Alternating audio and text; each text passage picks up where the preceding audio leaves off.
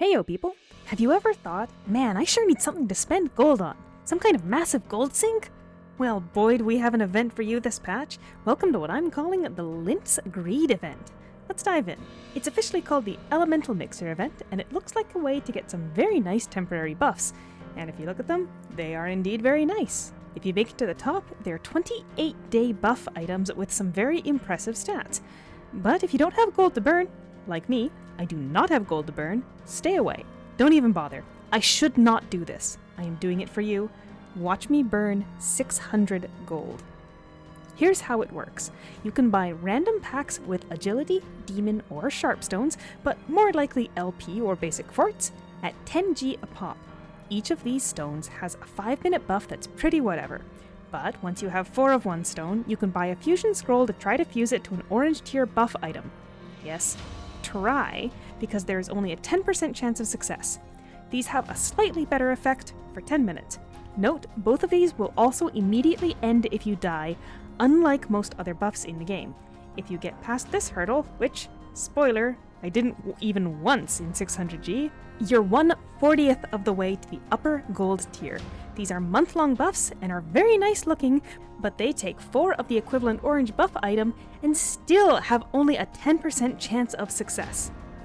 You like math? Me neither, so maybe this is bad math, but walk with me here. 600G got me about 20 green buff items. Then you would expect, with a 10% chance of success, you need 40 green buff items, which would be about 1200G, to get 1 orange buff. Then multiply that by 4 to get 4800G to get 4 orange buffs. Then multiply that by 10 for a 10% chance to get the gold buff. 48,000 gold. Oh, but since there's 3 variants, and we're assuming that all of these have an equal chance because that was about my experience, now you have to multiply it by 3. So based on my probability here, you should plan to spend about 144,000 G to walk away with the 28-day buffs. Oh, and I forgot to add in the fusion costs too, which is 5G per fusion, so add another 300G on top just for kicks. So, if you're not ready to drop 100,000 gold, stand down. Lynt is not your friend. Anyway, that sucks, but hey, we got the 12th floor of the Vault of Eternity, so now we have all 3 of the Dragon King fights in party mode. Same as the others, the mechanics here are the same as solo mode, but the debuffs are real, and this time you'll actually need to know the mechanics if you want to help a carry, because unlike floors 10 and 11, where you can contribute just by hitting the bosses with your best debuffs, on 12 you can erase your party's progress in an instant if you're not paying attention. So let's go. To fight Taloc's human forms, there are 2, you can simply nuke each one separately. These guys don't have mechanics notable enough to worry about. It's once you get to the second half you need to watch out. I recommend adding your target buff bar for this. When Dragon Taloc spawns in, he and all party members will be afflicted with a charge. If your charge matches his, your attacks will heal him. You can use the target buff bar to check his status if you miss the mid-screen text warning. To negate your status, you need to find one of the charge orbs that spawns around the room that is opposite to the charge you currently have.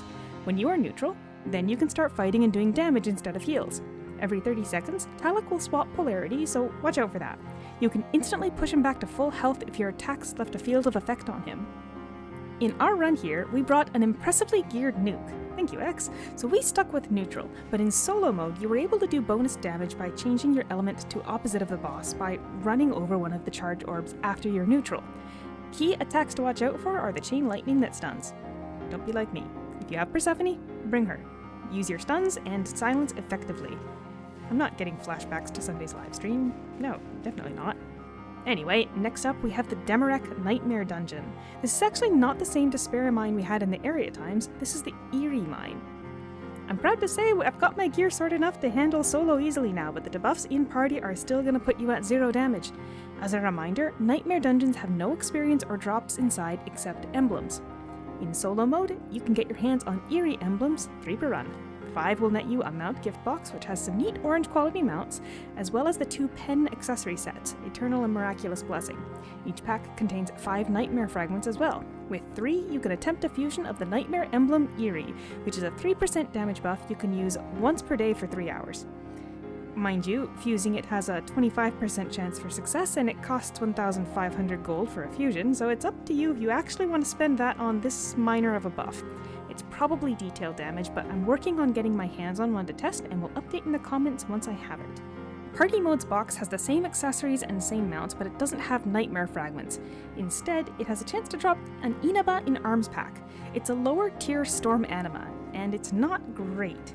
The 3 frags fused together might be okay for a new lower level player, but let's be real, they are not running nightmares. Next up, we have another Banoleth and Bisolen event going on. Same as last time, you got buffed up goats on the spawn, watch out for the massive reflect, with prizes like Oath Rings, Eidolon Voucher 2s, LP tickets, and a chance for a 50k LP lottery item, plus the title Just an Emergency Food, which has a permanent plus 50 to all stats. If you want more info about how these world bosses work, check out my video about world bosses. You'll have all the info you need to get all the goats every time they spawn.